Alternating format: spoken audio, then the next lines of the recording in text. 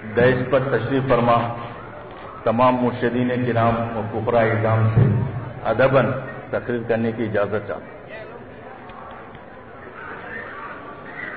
الحمد للہ رب العالمین، الحمد للہ رب الآخرۃ والأولى الذي لا غایۃ له ولا منتہى له ما في السماوات وما الأرض وما بينهما وما تحت الثرى وإن تجهر بالقول فإنه يعلم السر وأخفى الله لا إله إلا هو له الأسماء الحسنى الله عظيم العظماء عليم العلماء بصير البصراء باعث الأنبياء شاهد الأولياء دائم النعماء قاهر الأعداء سبحانه وتعالى قادر على ما يشاء الله أكبر الله أكبر كبيرا لا ضد له ولا ند له ولا عبد له ولا عبد له ولا شبه له ولا كفو له ولا مثل له ولا نظير له ولا وزير له ولا شريك له في الملك هو أحد صمد غني عن العالمين سبحانه وتعالى قدوس سبوح رب الملائكة والروح الحمد لله الذي خصص المحمدين بتخصيصات الكمال والنوال لا يشارك فيها أحد من الناس واصطفاهما على الثقلين بتشريفات الجلال والجمال لا يحاط بها بالرأي والخيال والصلاة والسلام على سيدين الخاتمين وعلى آلهما الطيبين الطاهرين وأصحابهما الراشدين الهادين من يومنا هذا إلى يوم الدين فأعوذ بالله من الشيطان الرجيم بسم الله الرحمن الرحيم تلك الرسل فضلنا بعضهم على بعض منهم من كلم الله ورفع بعضهم درجات صدق الله العلي العظيم وصدق رسوله النبي الكريم وصدق المهدي الموعود مبين القرآن الحكيم صاحبان رشد و ہدایت، قابل صدر احترام مرشدین کرام اور سامعین صاحبان رشد و دانش و خواتین، ابھی میں نے جس آیت کریمہ کی جز کی تلاوت کی ہے وہ سورہ بقرہ کی آیت ہے۔ اللہ تعالیٰ کا ارشاد ہو رہا ہے تلک الرسل، یہ رسول ہے، فضلنا بعضهم علی بعض، ہم نے ان کو بعض کو ہم نے فضیلت دی ہے بعض پر، یعنی یہ رسول ہے، ان رسولوں میں چند رسولوں کو ہم نے چند رسولوں پر فضیلت دی ہے۔ ومنهم من کلم اللہ، ان میں وہ بھی ہے جس سے ہم نے کلام کیا اور جس کو ہم کلامی کا شرف حاصل ہے۔ وہ رفع بعضهم درجات، اور ہم نے بعض کے درجے بلند کیے۔ حضرات، اس آیت کریمہ میں لفظ بعض قابل غور ہے۔ اگر بعض کو عمومی نوعیت دے دی جائے تو ترجمہ یہ ہوگا کہ بعض انبیاء پر ہم نے فضیلت دی، بعض انبیاء کے درجے بلند کیے۔ لیکن یہ بات نہ صرف قرآن کے خلاف ورزی ہے، کیونکہ اللہ تعالیٰ تعلیم دے رہا ہے اسی سورہ بقرہ میں لا نفرق بین احد من رسلی، یعنی ہم رسولوں میں کسی قسم کی کوئی تفریق نہیں کرتے، کوئی فرق نہیں کرتے۔ لیکن جب رسولوں کی درجہ بندی کی جاتی ہے، فضیلت دی جاتی ہے، تو لازمی طور پر انبیاء کے گروہ میں تفریق ہو جاتی ہے۔ اس اشکال کی اس طرح وضاحت کی علماء نے کہ منصب رسالت و منصب نبوت کے اعتبار سے باعتبار منصب رسالت و باعتبار منصب رسالت تمام انبیاء اور مرسلین ایک ہے، لیکن باعتبار خصوصیات، باعتبار کمالات ان میں تفریق ہے، ان کے مراتب الگ الگ ہیں، ان کے فضائل الگ الگ ہیں۔ کوئی صاحب کتاب ہے، کوئی صاحب شریعت ہے، کسی کو کتاب نہیں دی گئی، کسی کو شریعت نہیں دی گئی، کسی سے اللہ تعالیٰ نے کلام کیا، کسی کو اپنا جلوہ دکھایا. اس طرح سے علماء نے توضیح کی. لیکن عالم اسلام کا متفقہ یہ فیصلہ ہے، تمام مفسرین اس بات کے قائل ہیں کہ یہاں درجوں بلندی پانے والی ذات کوئی اور نہیں بلکہ رسول مقبول صلی اللہ علیہ وسلم کی ذات ہے. تو دیکھیے عالم اسلام یہ کہہ رہا ہے، اجماعی فیصلہ ہے تمام امت مسلمہ کا کہ درجوں بلندی پانے والا، پیغمبروں میں فضیلت پانے والا کوئی اور نہیں، صرف محمد عربی صلی اللہ علیہ وسلم کی ذات مبارکہ ہے. تو معلوم ہوا کہ ان علماء نے لفظ بعض کو مخصوص کر دیا، خاص کر دیا. جس طرح مہدی موعود علیہ السلام نے لفظ من کو مخصوص کر کے کہا کہ یہاں من سے مراد میری ذات. تو اس آیت شریفہ میں بعض سے مراد رسول مقبول صلی اللہ علیہ وسلم کی ذات ہے. اب یہ رسول مقبول صلی اللہ علیہ وسلم کی ذات ہے جو انبیاء اور مرسلین میں فضیلت پا رہی ہے، درجہ بلندی پا رہی ہے، رفعت پا رہی ہے. اور یہ وہ ذات ہے جو اس وقت نبی ہے جبکہ آدم نبی آب دل میں. اگر یہاں بات کے ذریعے نبی کریم صلی اللہ علیہ وسلم کی ذات کو مخصوص کر دیا جاتا ہے تو پھر کوئی اشکال کی صورت باقی نہیں رہتی.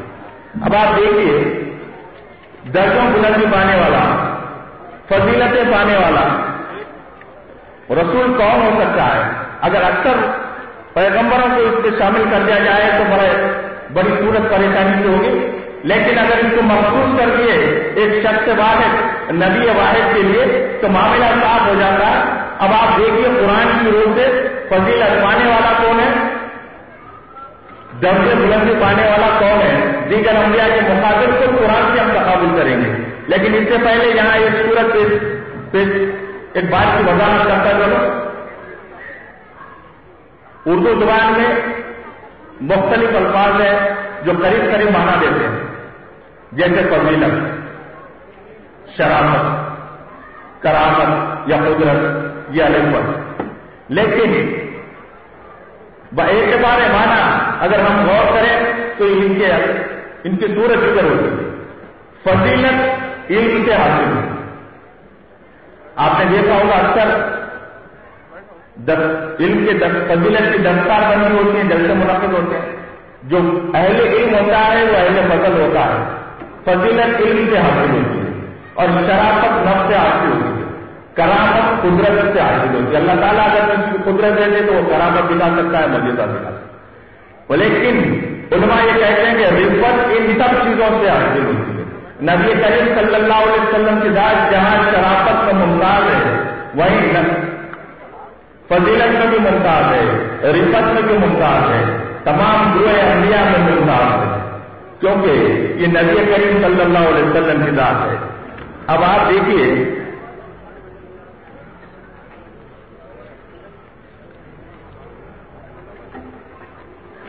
دیگر انبیاء میں حضور نبی کریم صلی اللہ علیہ وسلم کو کس طرح فضیلت دی گئی ہے، کس طرح ہم نبی کی ذات کو افضل ثابت کر سکتے ہیں.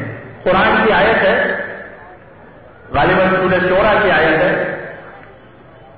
حضرت ابراہیم علیہ السلام بہت بڑے پیغمبر گزرے ہیں، جلیل القدر پیغمبر، اللہ کے خلیل. اللہ تعالیٰ نے آپ کے لیے آتش نمرود کو گلزار میں تبدیل کر دیا. جب آپ کو آتش نمرود میں جھونکا گیا تو حکم یا نارو کونی بردن و سلام علی ابراہیم، اے آپ ابراہیم پر ٹھنڈی ہو جا اور سلامتی اختیار کر جا. تو پھر وہ آگ ٹھنڈی ہو گئی. یہی وہ ابراہیم ہے جنہوں نے صرف ایک خواب کی بنیاد پر اپنے بیٹے کو قربان کرنے کے لیے تیار ہو. ایسا جلیل القدر پیغمبر، ایسا عظیم المرتبت پیغمبر بارگاہ خدا بندی میں دعا کر رہا ہے. اس کے الفاظ قرآن کہہ رہا ہے، دیکھیے، ربی لا تخزنی یوم یبعثون، اے پروردگار، اے میرے رب، قیامت کے دن مجھے رسوائی سے بچا. کیسا جلیل القدر پیغمبر کیا دعا کر رہا ہے؟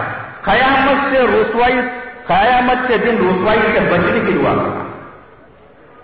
بارے اللہ مجھے قیامت کے دن رسوا ہونے سے بچا دے، مجھے شرمندگی و ندامت سے بچا دے۔ اتنا جلیل القدر پیغمبر ہے، اور ادھر نبی کریم صلی اللہ علیہ وسلم کے لیے خود پروردگار عالم ارشاد فرما رہا ہے، یوم لا یخزی اللہ النبی والذین معہ، ارے اس دن تو اللہ تعالیٰ نہ نبی کو شرمندہ کرے گا نہ اس کی امت کو شرمندہ کرے گا۔ اب آپ بتائیے، ابراہیم خود دعا کر رہے ہیں، ابراہیم مقام دعا میں ہے، دعا کر رہے ہیں کہ پروردگار مجھے یوم قیامت شرمندگی سے، پشیمانی سے، ندامت سے بچا لا، اور محمد مصطفیٰ صلی اللہ علیہ وسلم مقام عطا میں ہے، یہاں بن مانگے دیا جا رہا ہے، اور حکم ہو رہا ہے کہ ہم اس دن ہمارے نبی کو نہ شرمندہ کریں گے نہ اس کی امت کو رسوا کریں گے۔ اب بتائیے درجہ بلندی پانے والا کون ہے؟ نبی کریم صلی اللہ علیہ وسلم کی ذات ہے یا کسی اور کی؟ بات شرمندگی ہوئی تو ایک واقعہ یاد آ رہا ہے، اظہار کرتا چلو۔ معراج کا موقع ہے، اللہ تعالیٰ نبی کریم صلی اللہ علیہ وسلم سے پوچھتا ہے کہ اے حبیب، کیا تمہیں اس بات سے پشیمانی ہے کہ ہم نے تمہیں آخری میں بھیجا؟ تو آپ نے کہا نہیں پروردگار، مجھے ایسا کوئی نہیں۔ تو کیا تمہاری امت کو اس بات کی پریشانی ہے یا اس بات کے لیے شرمندہ ہے کہ وہ آخری امت ہے؟ تو آپ نے کہا نہیں، میری امت کو بھی ایسا کوئی خیال نہیں۔ تو پروردگار عالم نے کہا کہ اے حبیب، جاؤ اپنی امت کو خوشخبری دے دو، اپنی امت کو خوشخبری دے دو کہ ہم نے انہیں آخر میں اس لیے بھیجا کہ ان کے سامنے دیگر امتیں پریشان ہوں، دیگر امتوں کی پشیمانیاں سامنے آئیں، لیکن تمہاری پشیمانی، تمہاری پریشانی کسی کے سامنے نہ ہو، کیونکہ تم آخری امت ہو۔ جب تم یہود و نصارہ کے قصے پڑھیں گے تو ان کی پشیمانی کو دیکھیں گے، لیکن تمہارے بعد تمہارے قصے پڑھنے والا کوئی نہیں ہوگا، اس لیے ہم نے تمہیں امت آخری بنایا، امت مسلمہ بنایا۔ یہ خوشخبری سنا دو۔ اسی طرح ایک اور روایت میں ہے کہ جب میدان حشر میں جب پیغمبروں سے پوچھا جائے گا کہ تم نے اپنا پیغام پہنچا دیا، تو وہ کہیں گے کہ ہاں ہم نے پہنچا دیا، لیکن ان کے امت کے کافر کہیں گے کہ پروردگار انہوں نے ہم کو تیرا پیغام ہی نہیں پہنچایا۔ تو پھر امت رسول کو پیش کیا جائے گا کہ بھائی تم گواہی دو، کیا ان پیغمبروں نے میرا پیغام پہنچا دیا؟ تو رسول کی امت گواہی دے گی کہ بے شک پروردگار ان پیغمبروں نے تیرا پیغام اپنی امتوں کو پہنچا دیا، لیکن اس کے باوجود اس امت کے کافر یہ کہیں گے ارے یہ لوگ تو ہمارے دور میں تھے ہی نہیں، یہ کیا جانتے ہیں پہنچا دیا، ان کو کس نے بتایا؟ تو یہ امت رسول کہے گی ہمیں ہمارے رسول نے بتایا۔ پھر رسول کو پیش کیا جائے گا میدان حشر میں، رسول اللہ صلی اللہ علیہ وسلم گواہی دیں گے کہ تیرے پیغمبروں نے بے شک اپنی امتوں کو تیرا پیغام پہنچا دیا تھا۔ اس وقت کسی کافر کی یہ مجال نہ ہوگی کہ انکار کر دے گا یا یہ کہے گا کہ یہ تو ہمارے دور میں تھے، ہمارے زمانے میں نہیں تھے، ارے یہ وہ پیغمبر ہے تم نبی آدم بین الماء والطین، مگر اس وقت بھی نبی تھا جب آدم ابھی آگ و گل میں تھے، تو اس وقت کسی کی یہ مجال نہیں ہوگی کسی کافر کی، خواہ وہ ابو لہب ہو یا ابو جہل ہو یا فرعون ہو یا حامان ہو یا نمرود ہو، کوئی یہ نہیں کہے گا کہ یہ رسول جو کہہ رہے ہیں ان کی گواہی ہوتی ہے۔ تو اب بتائیے درجوں بلندی پانے والی ذات کس کی ہے؟ حضرت ابراہیم علیہ السلام ارشاد فرماتے ہیں، قرآن کے الفاظ ہیں، انی ذاہب الی سیہدین، انی ذاہب الی ربی سیہدین، میں قریب اپنے رب کے پاس جانے والا ہوں۔ دیکھیے ابراہیم علیہ السلام فرما رہے ہیں میں قریب اپنے رب کے پاس جانے والا ہوں، یہ قرآن کے الفاظ ہیں، ان کے ارادے کو پیش کر رہا ہے اللہ تعالیٰ۔ کیا اچھا، لیکن نبی کریم صلی اللہ علیہ وسلم کے لیے ارشاد فرما رہا ہے، سبحان الذی اسری بعبدہ لیلا من المسجد الحرام الی المسجد الاقصی، یعنی پاک ہے وہ ذات جس نے اپنے حبیب کو، اپنے رسول کو سیر کرائی مسجد اقصی سے مسجد حرام سے مسجد اقصی تک۔ یہاں غور طلب بات یہ ہے کہ ابراہیم کا جانا خود سے جانا ہے، اپنے طور پر جانا ہے، آپ کو بلایا نہیں گیا۔ آپ یہ کہہ رہے ہیں کہ انی ذاہب الی ربی سیہدین، میں اپنے رب کی طرف جانے والا ہوں، اور یہاں اللہ تعالیٰ کہہ رہا ہے کہ ہم نے اپنے حبیب کو سیر کرائی، یہاں اللہ تعالیٰ خود بلا رہا ہے۔ دیکھیے ایک جانا خود سے ہے، ایک بلانا ہے. بلانے والا جب بلاتا ہے تو اس کے لیے سواری کا انتظام کرتا ہے، اس کے لیے استقبال کرتا ہے، اس کے لیے فرشتوں کو بھیجتا ہے. اب خود سے جاتے ہیں تو نہ اپنی سواری میں جاتے ہیں، اپنے طور پہ جاتے ہیں. اب آپ اندازہ لگائیے کہ درجوں بلندی پانے والی ذات کس کی ہے. اور ایک غور طلب بات ہے، پروردگار عالم جب رسول کو آسمانوں میں بلاتا ہے، بلندی پہ بلاتا ہے تو عبد کہتا ہے، جب زمین پر بھیجتا ہے تو رسول کہتا ہے. جیسا کہ سبحان الذی اسری بعبدہ، ہم نے اپنے بندے کی سیر کرائی، فاوحی الی عبدہ ما اوحی، پھر وہی کی ہم نے اپنے بندے پر جو کچھ وہی کر. یعنی آسمانوں کی جب بات آتی ہے تو رسول کو بندہ کہہ کر مخاطب کرتا ہے. جب بھیجتا ہے هو الذی ارسل رسولہ بالہدی، اور وہی ہے جس نے اپنے رسول کو ہدایت پر بھیجا. جب بھیجتا ہے تو رسول کہتا ہے، زمین پہ آتے ہیں تو رسول کہلاتے ہیں، آسمانوں پر جاتے ہیں تو بندہ کہلاتے ہیں. تو علماء یہ صراحت کرتے ہیں کہ رسول کی عبودیت رسول کی نبوت سے افضل ہے. العبودیت افضل من النبوہ، رسول کی عبودیت اپنی نبوت سے افضل ہے.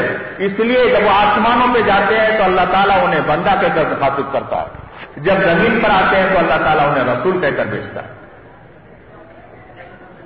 اب آپ دیکھیے طور پر گئے ہیں موسیٰ علیہ السلام، اللہ تعالیٰ سے ہم کلامی ہو رہی ہے، اشتیاق بڑھ جاتا ہے، آپ اظہار کرتے ہیں کہ ربی ارنی انظر الیک،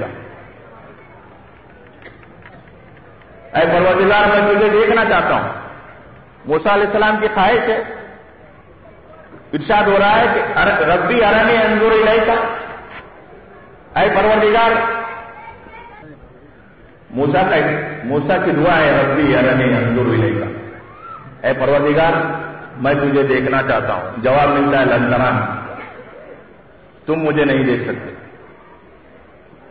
اور نبی کے لیے کہا جا رہا ہے ما زاغ البصر وما طغى.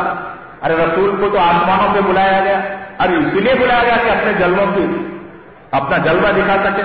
اور پھر رسول نے کس طرح سے دیکھا اس کی بھی گواہی وہ قرآن دے رہا ہے ما زاغ البصر وما طغى.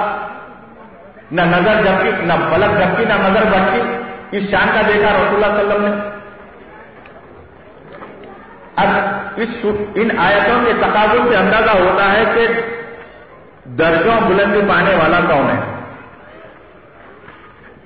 ایک اور مثال پیش کرتا چلوں. موسیٰ علیہ السلام بارگاہ الہی میں عرض کرتے ہیں عجلت الیک ربی لترضی، اے پروردگار ہم نے بڑی عجلت میں، بڑی جلدی میں تیری بارگاہ میں آ گئے ہیں. ہمارے پاس کوئی سامان، کوئی تقوی کا سامان نہیں ہے، بس تو راضی ہو جا، تو ہم سے راضی ہو جا. موسیٰ علیہ السلام جن کی عمر 900 سال بتائی گئی، 900 سال کی عبادت و ریاضت کے بعد اللہ کا پیغمبر یہ کہہ رہا ہے کہ بارے الہ ہم بہت جلدی میں تیرے پاس آئے. عجلت الیک ربی لترضی، تاکہ تو راضی ہو جا، تو راضی ہو جا، کیونکہ ہمارے پاس کوئی ایسا عمل نہیں ہے کہ جو تجھے پیش کر سکے. اور لیکن 63 سال عمر پانے والے نبی کے لیے پروردگار عالم کیا کہہ رہا ہے وَلَسَوْفَ يُؤْتِيكَ رَبُّكَ فَتَرْضَىٰ. ارے حبیب تمہیں ہم بہت جلد اتنا دینے والے ہیں کہ تم ہم سے راضی ہو جاؤ گے. اور مقام غور ہے موسیٰ اپنے رب کو راضی کر رہے ہیں اور موسیٰ کا رب اپنے حبیب کو راضی کر رہا ہے. ہم اتنا دیں گے تم عنقریب ہم تمہیں اتنا دیں گے کہ تم ہم سے راضی ہو جاؤ. وَلَسَوْفَ يُؤْتِيكَ رَبُّكَ فَتَرْضَىٰ. اللہ کو اور نبی کریم صلی اللہ علیہ وسلم کے راضی کرانا چاہتا ہے اور موسیٰ اپنے رب کو راضی کرانا چاہتا ہے. اب اس میں امتیاز دیکھیے کہ درجہ بلندی پانے والا کون ہے. اور یہ صرف قرآن کی باتیں ہیں، کوئی اپنی ہما چما اپنی خیالی باتیں نہیں ہیں. قرآن کی آیتیں سنا رہا ہوں. ایک مرتبہ جب حکم ہوا پروردگار عالم کا کہ قوم لوط پر عذاب بھیج دو، تو ابراہیم علیہ السلام بہت گڑ گڑانے لگے، بہت عاجزی کرنے لگے کہ بارے الہ اس قوم کو عذاب سے بچا لے. تو اللہ تعالیٰ کا حکم ہوا، یعنی آپ کا گڑگڑانا، آپ کا حد سے زیادہ جاری کرنا دیکھ کر اللہ تعالیٰ نے آپ کے اس عمل کو مجادلے سے تسلیم کیا اور فرمایا یجادلنا فی قوم لوط، یعنی ابراہیم نے ہم سے مجادلہ کیا قوم لوط کے بارے میں، یعنی قوم لوط پر عذاب نہ ہونے کے لیے ابراہیم علیہ السلام نے اتنی زاری کی، اتنی دعا کی، اس کو اللہ تعالیٰ نے مجادلے سے تعبیر کیا اور کہا کہ جو ابراہیم نے ہم سے مجادلہ کیا۔ پھر جواب کیا ہوا؟ اللہ تعالیٰ نے کہا یا ابراہیم عارض عنہا، اے ابراہیم تم اس سے روگرداں ہو جاؤ، اس کو بھول جاؤ، یہ ہمارا فیصلہ ہو چکا ہے عذاب کا اور عذاب ہوتے رہے گا، اب تم دعا مت کرو۔ تو ابراہیم علیہ السلام فرماتے ہیں کہ بارے اس قوم میں لوط بھی ہے، ان فیہا لوطا، ارے پروردگار اس میں لوط بھی ہے، کہ ایسا نہ ہو کہ عذاب کی زد میں لوط بھی آ جائے۔ اللہ کا حکم ہوتا ہے، ہم جانتے ہیں وہاں کون ہے، نحن نعلم من ھذا من فیہا، اور اس میں کون ہے ہم جانتے ہیں، ان کے بولنے کی ضرورت نہیں۔ دیکھیے لوط کی موجودگی کے باوجود پروردگار عالم، لوط بھی ایک پیغمبر ہے اللہ تعالیٰ کے، اور ان کی موجودگی کے باوجود اللہ تعالیٰ قوم لوط پر عذاب بھیج رہا ہے، اور ابراہیم کی دعا کے جواب میں یہ کہہ رہا ہے کہ ہم جانتے ہیں وہاں لوط ہے، اس کے باوجود بھی ہم عذاب بھیجیں گے۔ یہ دیگر انبیاء کا معاملہ ہے، اور نبی کریم صلی اللہ علیہ وسلم کے لیے ارشاد فرما رہا ہے ما کان اللہ یعذبہم وانت فیہم، ارے ہمارے لیے مناسب نہیں ہے کہ ہم عذاب کریں ان کو جبکہ تم اس میں ہو، اس قوم میں ہو۔ دیکھیے رسول مقبول صلی اللہ علیہ وسلم کو قریش نے کتنا ستایا، حق کاٹے بچھائے راستے میں، کچرا پھینکا گیا، قتل کی دھمکیاں دی گئی، انعام مقرر کیے، ہجرت کرنے کو مجبور کیا گیا، لیکن اس کے باوجود بھی عذاب نازل نہیں ہوا۔ کیوں؟ اللہ تعالیٰ فرماتا ہے کہ ہمارے لیے مناسب نہیں کہ ان پر عذاب بھیجے، کیونکہ اس میں تم ہو، تمہاری موجودگی اس بات کی دلالت ہے، اس بات کی ممانعت پیدا کرتی ہے کہ ہم وہاں پر عذاب بھیجیں۔ اور آپ دیکھیے مدینہ کی قسم کھاتا اللہ تعالیٰ، لا اقسم بہذا البلد وانت حل بہذا البلد، ہمیں قسم ہے مدینے کی، شہر کی، اس لیے کہ آپ اس میں رہتے ہیں، وہ اتنا مقدس اس لیے بن گیا کہ ہم اس کی قسم کھا سکیں، اس لیے کہ آپ اس میں رہتے ہیں، آپ کی موجودگی اس مدینے کو معظم کر دی، مقدس بنا دیے، اور ہم اس کی قسم کھا رہے ہیں۔ رسول کی موجودگی کسی مقام کو مقدس بنا دیتی ہے، وہاں کی قوم کو عذاب سے بچا لیتی ہے، لیکن لوط کا معاملہ ایسا ہے کہ لوط کی موجودگی کے باوجود عذاب ہو رہا ہے، ابراہیم کی دعا کے باوجود عذاب ہو رہا ہے۔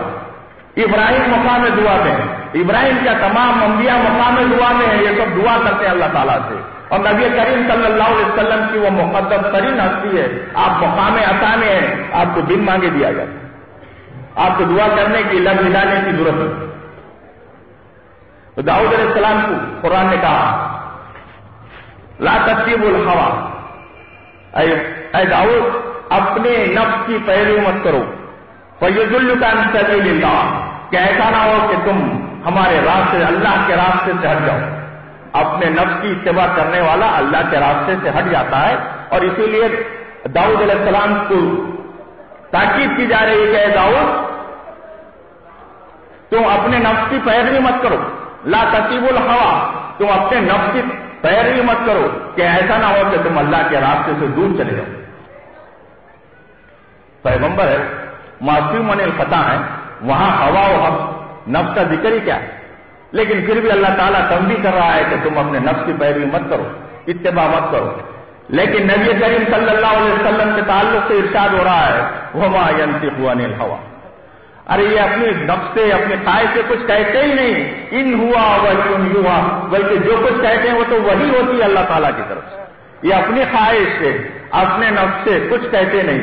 نبی کے لیے ان کے نفس کی نفی کی جا رہی ہے، اور داؤد علیہ السلام کو کہا جا رہا ہے کہ تم اپنے نفس کی اتباع مت کرو۔ دیکھیے وہاں تنبیہ ہے، یہاں اعلان ہے۔ ایک اور روایت پیش کر کے میں اپنی تقریر کو ختم کرتا ہوں۔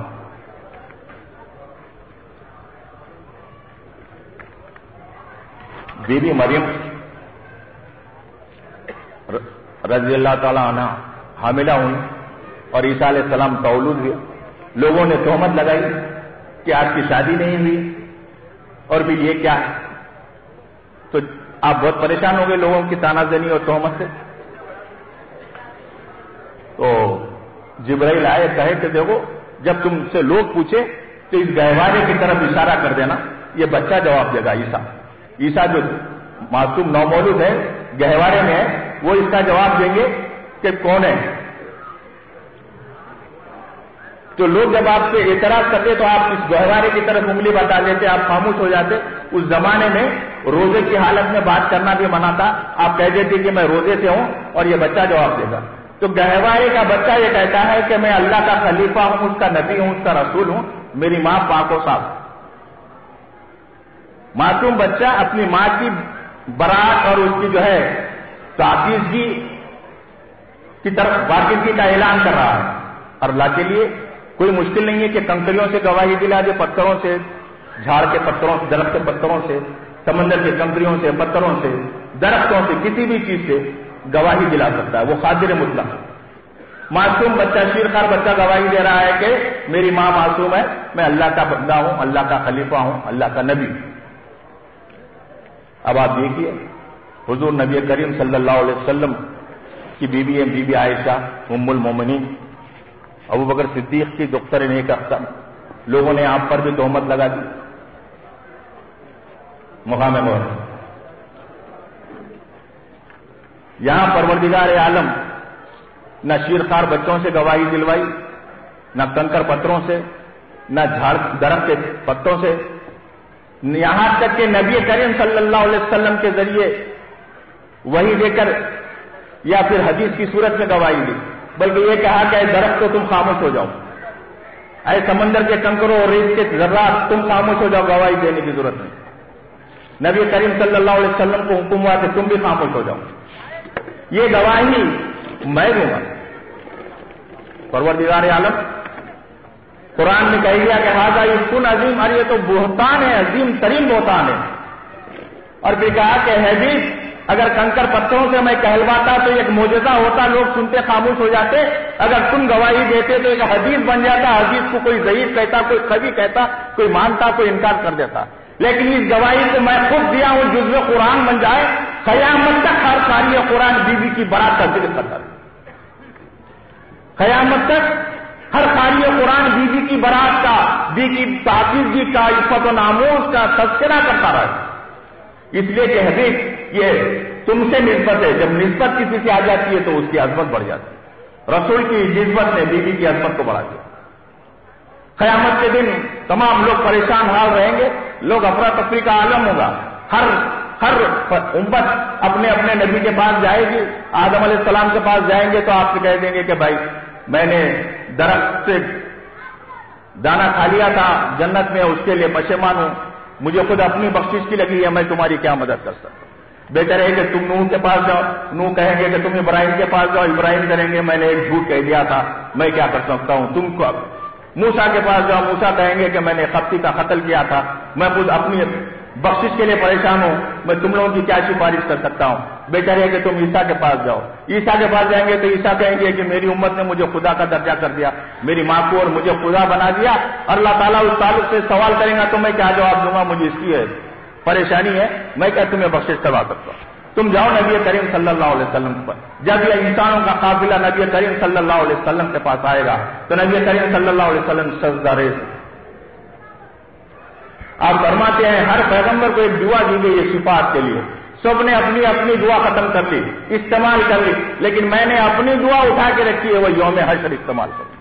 اور نبی کی دعا کے صدقے سے تمام گناہگار بخش دیے جائیں گے. یہ نبی کا اعجاز ہے.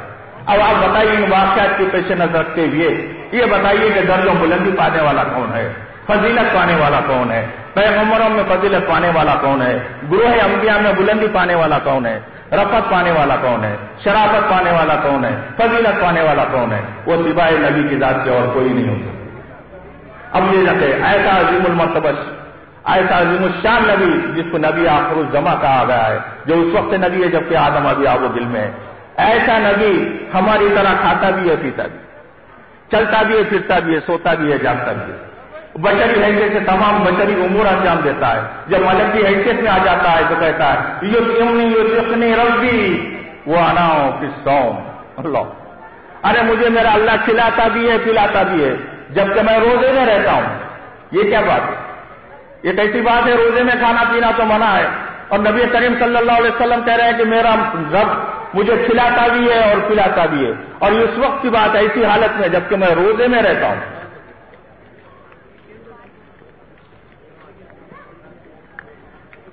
اور اس سے آگے بڑھے تو ایک مرتبہ حضور فرماتے ہیں لی ما اللہ وقت، میرے ساتھ اللہ تعالیٰ کا ایسا وقت بھی مقرر ہے لا یکونی فیہ ملک مقرب و نبی مرسل، یعنی اس میں نہ کوئی ملک المقرب قریب سے مقرب فرشتے کو نہ اس میں پہنچنے کی گنجائش ہے نہ کسی نبی. میرے لیے ایک ایسا وقت بھی مقرر ہے. تو علماء نے ان باتوں کو دیکھتے ہوئے رسول کے 3 درجے بتائے ہیں کہ رسول بحیثیت بشر عین بشر ہے. ہم بشریت کا نعرہ لگاتے ہیں، بشریت کی اینک لگا کر صرف رسول کو دیکھتے ہیں، لیکن صرف بشر ہی نہیں ہے، عین بشر ہے. بشری حیثیت سے رسول کی ذات عین بشر ہے، ملکی حیثیت سے رسول کی ذات عین ملک ہے، اور حقی حیثیت سے رسول کی ذات عین حق ہے. اب آپ دیکھیں جبرائیل علیہ السلام آپ کو لے گئے آسمانوں میں. جبرائیل سے پوچھو کہ بھائی نبی کریم صلی اللہ علیہ وسلم بشر ہیں، بشر کو آسمانوں میں کیوں لے جا رہے ہیں؟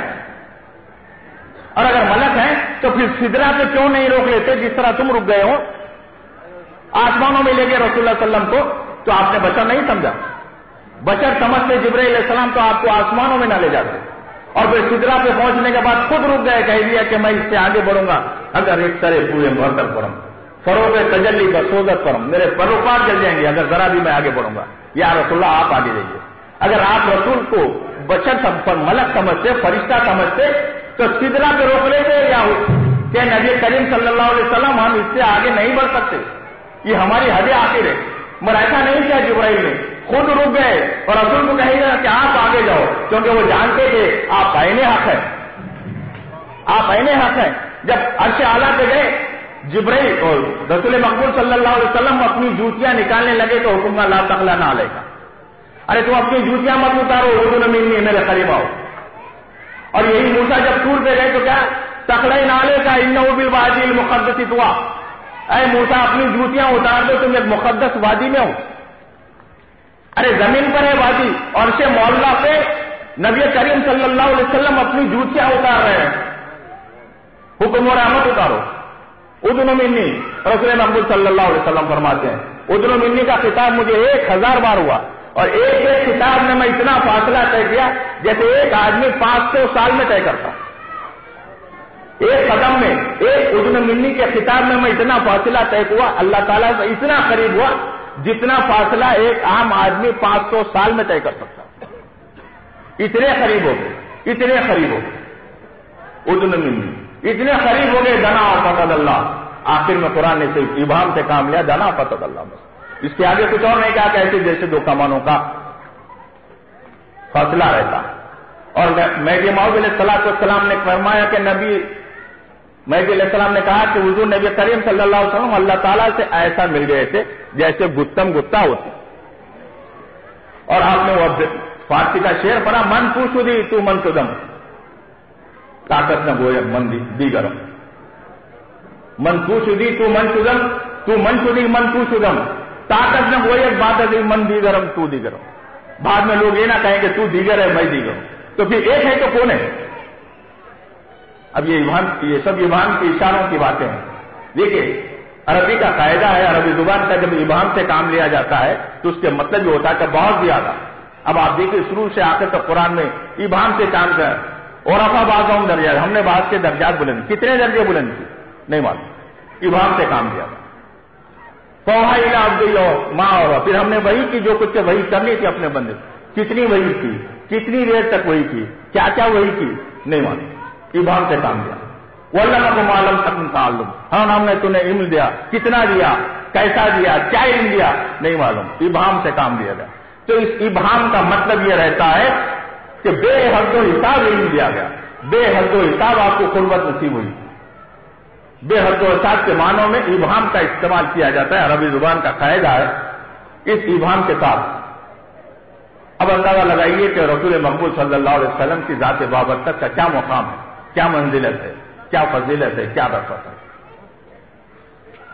نگاہ محمد سے، کسی شاعر نے کہا ہے، نگاہ محمد سے دیکھو خدا، نگاہ محمد سے دیکھو خدا کو۔ خدا کو دیکھنا ہے تو نگاہ محمد پیدا کرو یا نگاہ مہدی۔ نظر میں مہدی کی نظر یا محمد کی نظر پیدا ہوتی ہے تو وہ خدا کو دیکھ سکتا ہے۔ نگاہ محمد سے دیکھو خدا کو، خدا بن کے دیکھو رخ مصطفیٰ، خدا بن کے دیکھو رخ مصطفیٰ کو، جب تمہیں حقیقت محمد سمجھ میں آئے گی۔ وآخر دعوانا